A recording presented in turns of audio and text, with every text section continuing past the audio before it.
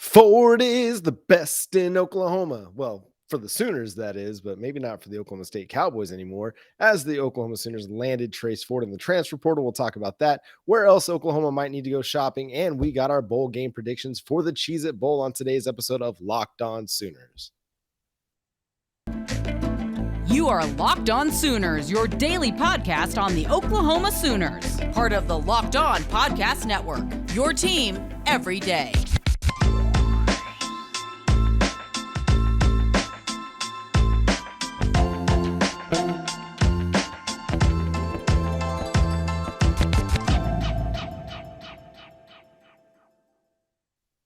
What is up, Sooner Nation, and welcome to Locked On Sooners. Thank you for making Locked On Sooners your first listen every single day. We're free and available on all podcast platforms, including YouTube. So go over there, hit the subscribe button, hit the like, smash that notification bell to let you know when new episodes drop. Thank you for joining us. My name is John Williams. You can follow me on Twitter at John9Williams. My buddy here is Josh Helmer. You can follow him on Twitter at JoshOnRef. You can also hear him Monday through Friday from 9 to noon on 94.7 The Ref. And Norman, Josh, Brent Venables went portal shopping and came home with a Ford. He did, yeah. You love coming home with a Ford. Trace Ford, obviously a nice addition for Oklahoma. We had speculated whether or not this would be a possibility for the Sooners, and obviously it winds up turning into reality here for Oklahoma. And it just continues what has been a nice little collection of defensive talent out of the transfer portal for OU, dating back to the addition of Jacob Lacey from Notre Dame. Obviously, we've talked a lot about Deshaun McCullough and Reggie Pearson a little bit, and now Trace Ford, who we're familiar with, of course, because he went to school right here in the Oklahoma City metro area before going to Oklahoma State. And those first couple of seasons on campus for Oklahoma State were really, really good.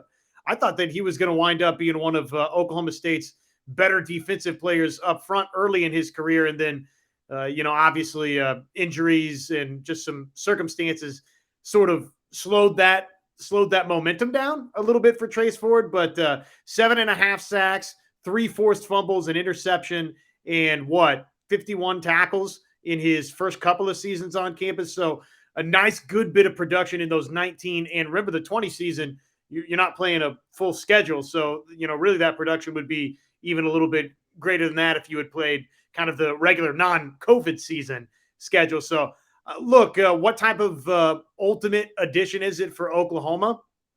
I don't know, John, that for me, when we look back on it, it will be quite as impactful maybe as Deshaun McCullough's addition. But I definitely think, baseline, bottom end of it, it's a substantial depth piece addition for Oklahoma. So it's great news. Yeah, at worst, he's a nice rotational defensive end for you. If he's able to recapture some of that pass rush magic that he had from 19 or 20, then you got a guy that you can send after the quarterback, along with Ethan Downs, along with, depending on who comes back, in the Reggie Grimes, Marcus Striplings, R. Mason Thomas, obviously he's back.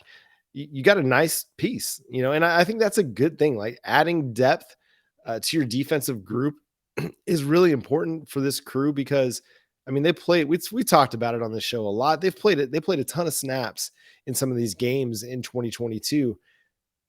And it seemed like at times they didn't have the depth to go 75, 80, 90, 100 snaps in these games. And it just kind of wore on them a little bit.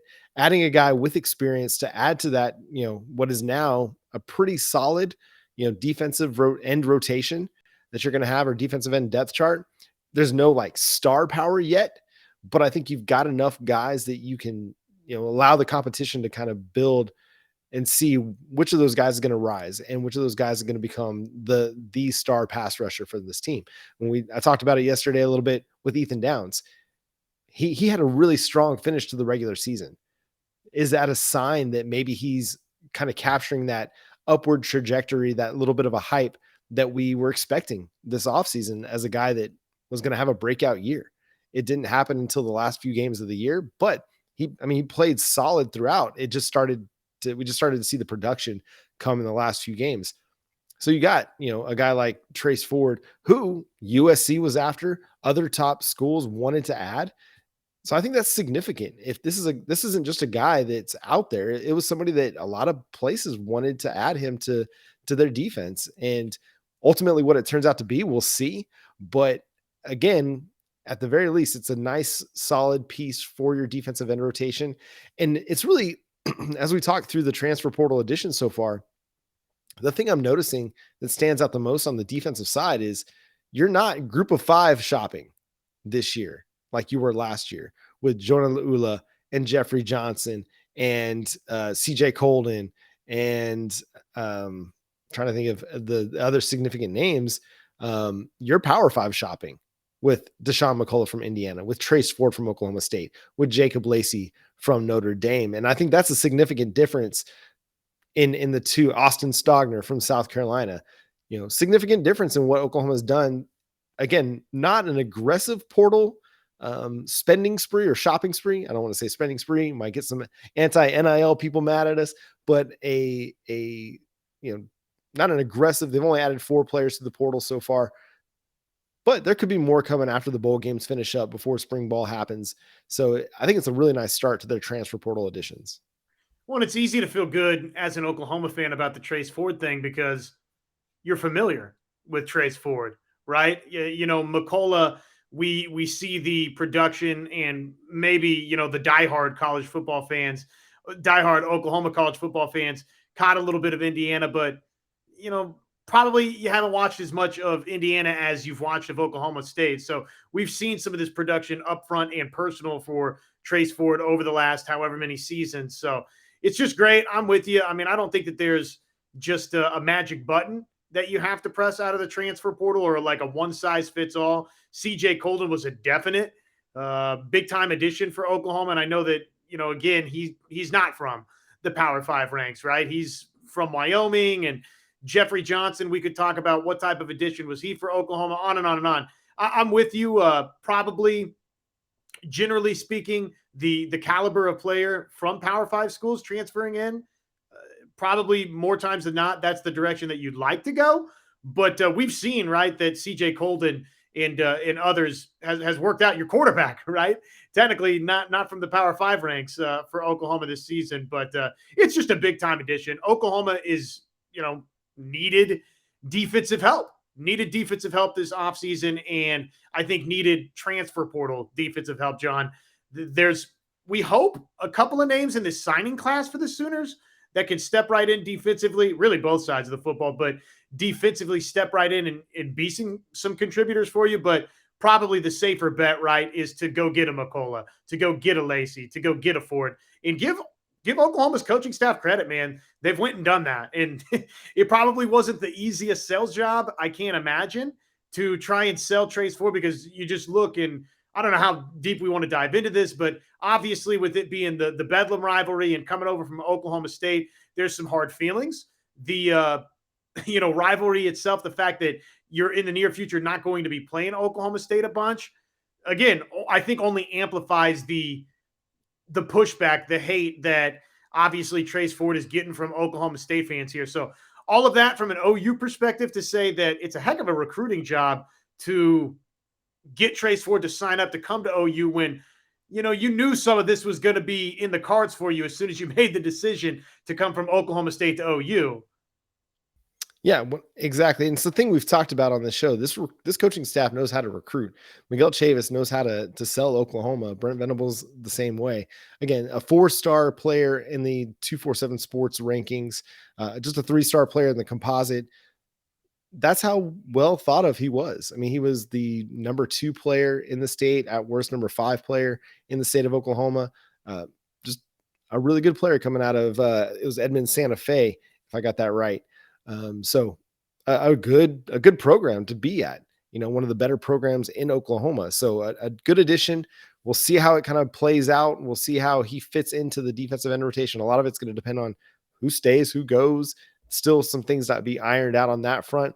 And there's still some portal shopping for the Oklahoma Sooners to do. And we need to we'll dive into, okay, what do they need to look at? Where are some positions that maybe we think that they still might need to attack in the transfer portal? But first, Josh is going to talk to you about BetOnline. I am going to talk to you about BetOnline just as soon as I can unmute my mic over here.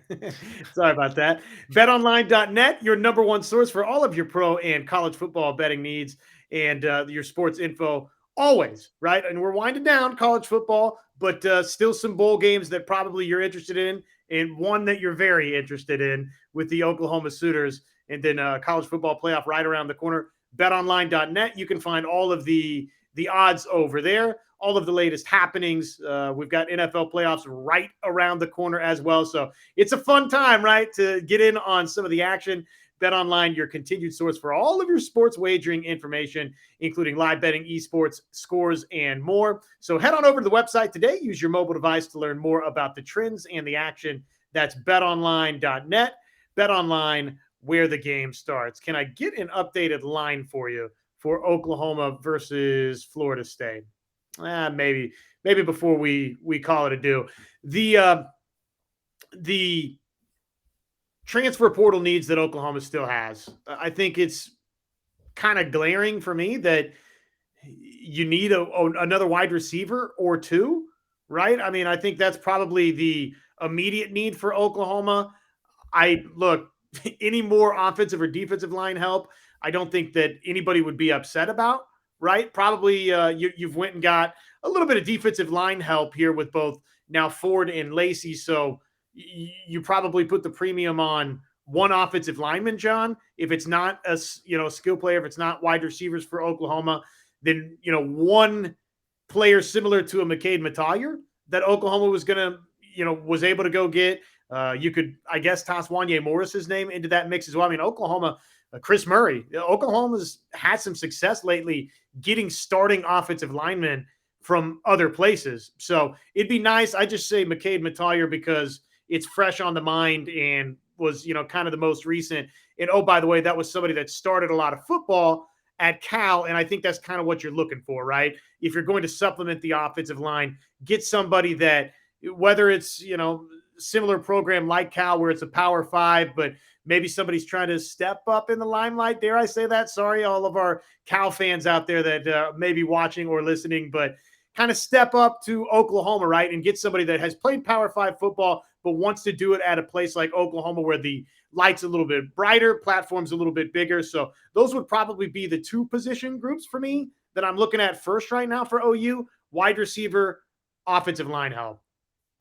Yeah, I do agree with you on offensive line. Now, I will be curious to see how Jacob Sexton and Tyler Guyton perform in this game. I don't think it's going to tell the whole story as to what they can be for Oklahoma in 2023, but I would like to see them add a guard to at least compete with a Jake Taylor, to compete on the inside for guard snaps. You're going to have Andrew Rain back. You're going to have McCade Metallier back. You got Caden Green. I mean, that's a really interesting option to compete for snaps at one of your guard spots, but I don't know how up Bill Bedenbaugh would be for starting, Jacob Sexton at left tackle, Tyler Guyton at right tackle, and then some combination of Jake Taylor or Caden Green at right guard. I think they'll probably want to try and find a little bit more experience there. Wide receiver, man, the more I think about it and, watching a guy like Boot out of LSU declare for the NFL draft, I just think Marvin Mims is he's going to go. I just feel like he's going to go. I don't have it on any authority that he's going to go. It just seems like when you're a top 100 prospect that just came off 1,000-yard receiving season, I consider him a top 100 prospect. He's led Oklahoma in receiving 3 years in a row, culminating with 1,000-yard receiving season, a big performance against Texas Tech where he did huge damage in the first half and then only got one target in the second half. They got called back on a penalty, but again, a great catch. I just feel like kind of the writing's on the wall for him a little bit. Could he come back and have another great season and maybe improve his draft stock? Maybe, but he doesn't strike me as the guy that has the elite traits that are going to get somebody pushed up into the top 100 of the draft or the top 50, the first round of the draft. And when I say that, it's not to discount the type of player he is. He's a good player. He's a solid player. He's well-rounded. He can win down the field. He can win, with his route running, but he's not like a CD Lamb, right? That's got this insane catch radius that is going to make these incredible catches, who does a lot of damage after the catch, can can win at every area of the field, can be a possession type receiver. He's not Marquise Brown that has that speed that is able to take the top off every coverage. It doesn't matter if you're in cover 3, cover 2, cover 1, he's going to beat you deep, just the way Marquise Brown works. Marvin Mims, he can be kind of contained a little bit because of coverages. He's not Quentin Johnston that's got this insane, 6'5", length, this incredible wingspan, this incredible athleticism. And so I don't know if there's a first round possibility out of with Marvin Mims. He's got the production to be a first rounder, but does he have the traits to be a first rounder? That's the part that I question. So I kind of think like, okay, he's probably done everything he can do at Oklahoma at this point. And so, yes, I'm with you. Wide receiver, it'd be really nice to see them go add one. And maybe they'll get aggressive in the transfer portal to find some more talent at the wide receiver position, but it doesn't seem like it's going very well for them right now. And you got Jaden Gibson, you got Nick Anderson, you got LV Bunkley Shelton, you got JJ Hester, you got a group of guys. And we talked about Drake Stoops on yesterday's show. You got a group of guys that could compete for snaps at wide receiver that you really like. You just haven't had the snaps to be able to provide them the opportunity to showcase themselves yet. So who knows? I think there's a lot to kind of figure out at that position. Defensively, I still want to see him go get a linebacker. I really like the 2022 class. I like the 2023 signing class at linebacker. I really like Danny Stutzman's trajectory over the course of the 2022 season heading into 2023. But I'd really like to add somebody who's like a TD Roof type, somebody, again, solid floor, provide some help on special teams, a veteran presence that can kind of help take some of the burden off of Danny Stutzman to be the leader in the locker room, in the linebacker room, someone that can come in and kind of also provide some teaching, provide some leadership to the younger guys. Cause it's going to be a really young linebacker crew aside from Danny Stutzman next year. And I think that's okay. I think you can still do well with this group, but again, providing a solid depth piece could do them well. And I agree with you also, defensive tackle, I'd be up for adding somebody there, but I don't know if they're going to be able to find an impact player in the transfer portal. Unless it's just kind of like a 5-star guy that just didn't get a chance to play this past season. Maybe he's going to look for another opportunity for whatever reason. Who knows? Coaching change, defensive coordinator change, something like that. They could provide an opportunity. And again, they've done a really good job. Deshaun McCullough, Austin Stogner, Jacob Lacey, and now Trace Ford of taking advantage of some circumstances, some opportunities to improve their depth and improve their talent. So we'll see where they go from that. But I feel like on defense, defensive tackle, linebacker, that's kind of where I'd like to see them attack the portal a little bit more. Yeah, just shifting back to Marvin Mims, I'm with you. I don't know how much. If you told me right now that Marvin Mims is a definite second round guy, then I don't know that there's a ton of improving maybe that can be out there for him. Now, I don't know that he's a definite second round guy, but I do feel like he's pretty solidly second or third round. And I'm looking at NFL Draft Buzz right here, where they've got him ranked 34th overall and the number 6 wide receiver. Again, that is not that's not necessarily gospel, but that's at least, one set of thinkers out there on sort of where Marvin Mims is. And I think probably if you looked around and kind of put, the Mel Kipers of the world together and everybody, that probably what you'd find is, Marvin Mims is pretty much consensusly a top 100 type guy. So it's going to be hard for him, I think, unless he's just comes back and has a Biletnikoff award winner type season. And even that, John, like you said, just because physically he's not got that 6'4", 6'5" body type, or that, 4.3 type speed to him. He's very athletic. I'm not saying that he's not, but he's not got that sort of next level crazy Hollywood type speed to him. So he's probably about as high as he's going to get, I think. So if that's the case, then you probably do go. And, one thing that we might not have mentioned in the past on this subject, John, when you're talking transfer portal and wide receiver with Marvin Mims is, we're operating in this perfect world for Oklahoma, right? Marvin Mims comes back. You got Jalil Farouk. Oh, Drake Stoops just made his decision to come back. Jaden Gibson and Nick Anderson look out. Oh my, they're ready to go now. Look at these two wide receivers he signed as well, Petaway and Brown. And let's go get 2 more out of the transfer portal. Well, that all sounds good and beautiful in theory, but the reality is probably a lot of pass catchers out there like to come to a situation where maybe Marvin Mims exits. So for Oklahoma, if he goes to the NFL draft, John, this is glass half full. This is a different dimension for me. But if he chooses to leave, that could actually help Oklahoma in their pursuits of some wide receivers out there in the transfer portal before it's all said and done. Because guess what? Guys are going to look up and they're going to say, you know what? There's some opportunity at Oklahoma. Yeah, it's certainly a possibility to see it, but they could also be scared off by some of the 4-star talent that they've added as well. I mean, 2022 class, 2023 class, you've added 4 4-star wide receivers to your group, all with different, abilities, different skill sets, but a very nice group of wide receivers over the last year that you've added in these last 2 signing classes. So it'll be interesting to see how this plays out, but let's talk bowl game coming up next. We'll give you our predictions for Oklahoma versus Florida State in the Cheez-It Bowl. But first, it is that time of year where, hey, everybody wants to kind of get out. They want to have a good time. They want to party a little bit, but you got to be careful. What are the odds you're going to get pulled over? What's the worst that could happen? Your insurance goes up, you lose your license, you lose your job, you total your car. Hey, all those things could happen if you drive after having a few too many drinks. So why take the risk? The results can be tragic, often deadly. But sometimes that doesn't stop everybody from getting behind the wheel while under the influence. That's why police officers are out there right now looking for impaired drivers on the roads to save lives. So this New Year's Eve, if you're considering getting out there, having a few drinks, and then getting behind the wheel, just take a minute, think differently, maybe get an Uber, get a Lyft, do something, have a plan, a designated driver plan, so that you're driving safely and not putting other people at risk. Again, this time of year is a time where a lot of people think that they're going to be okay. They're going to make those decisions and everything will turn out fine.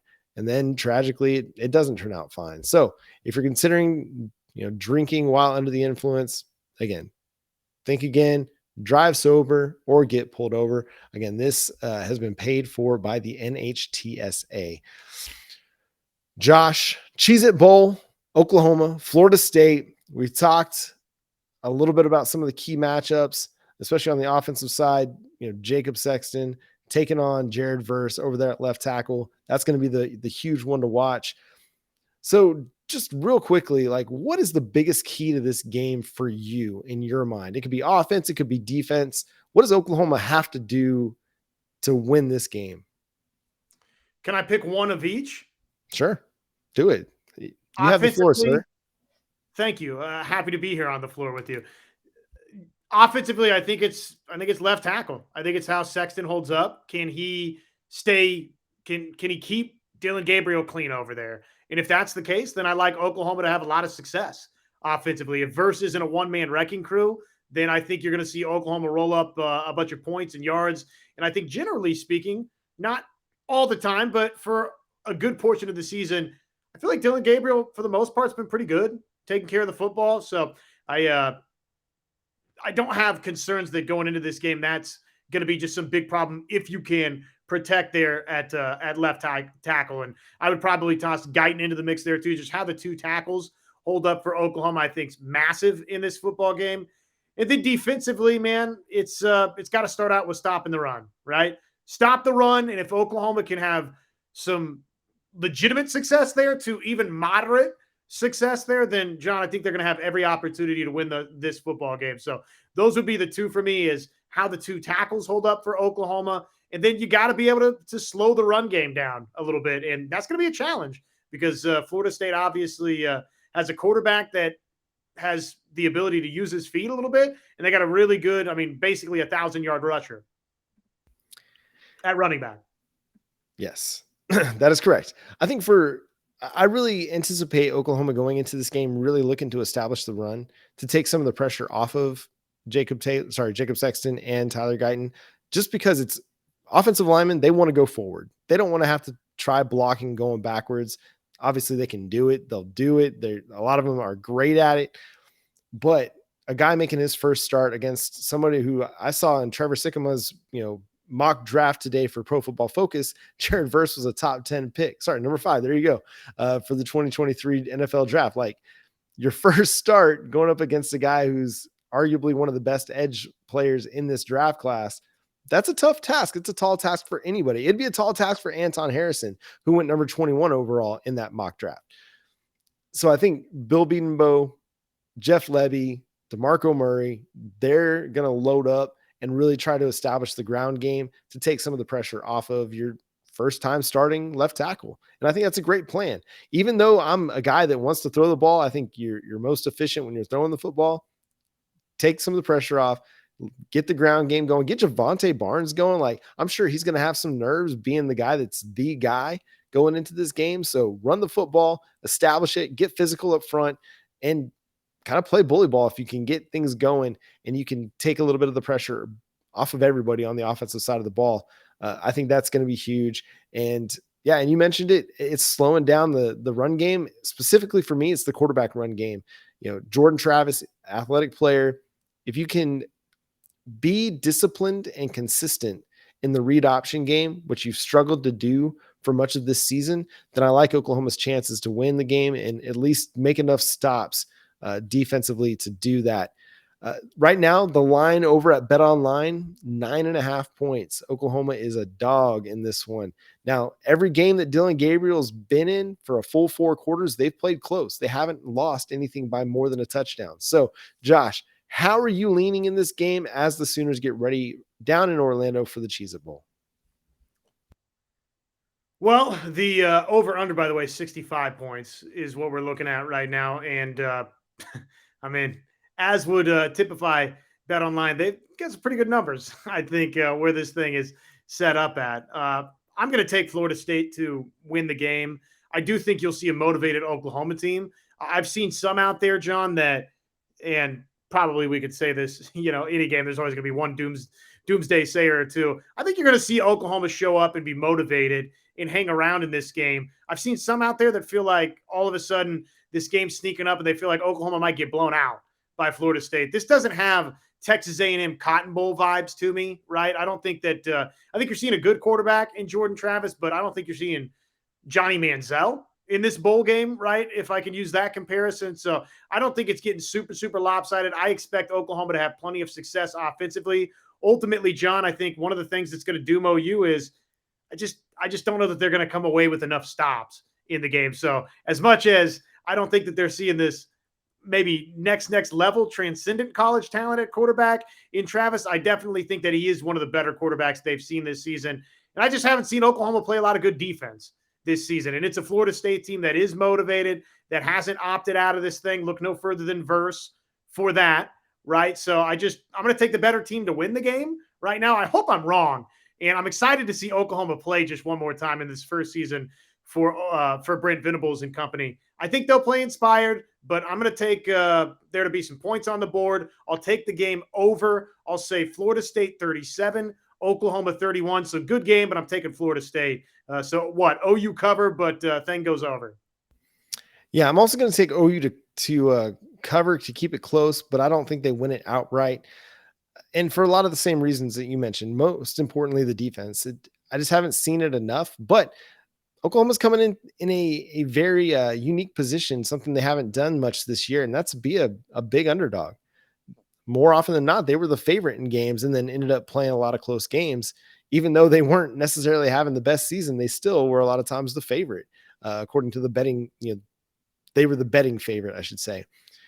So yeah, that could be enough to kind of push them, motivate them, have them walk into this game with a bit of a chip on their shoulder. Defensively, they got most of their guys playing in this one, except for Jalen Redmond. So, the defense that we've seen for this year is going to be there, but can they, with a month to prepare, be ready to slow down a Florida State team that is a top 20 offense? Offensively, are they going to be ready to score on a top 20 defense? Again, I'm like you. I take the over. Oklahoma's played nothing but high scoring games except for the West Virginia game, which was in the inclement weather.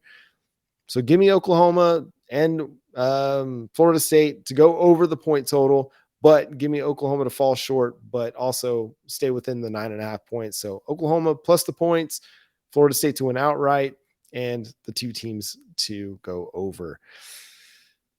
And that's our last preview show. That's our last football game preview segment of the season. And it's sad, as frustrating and disappointing as this season has been. I don't like it. Now we got to wait 9 more months for actual football for Oklahoma.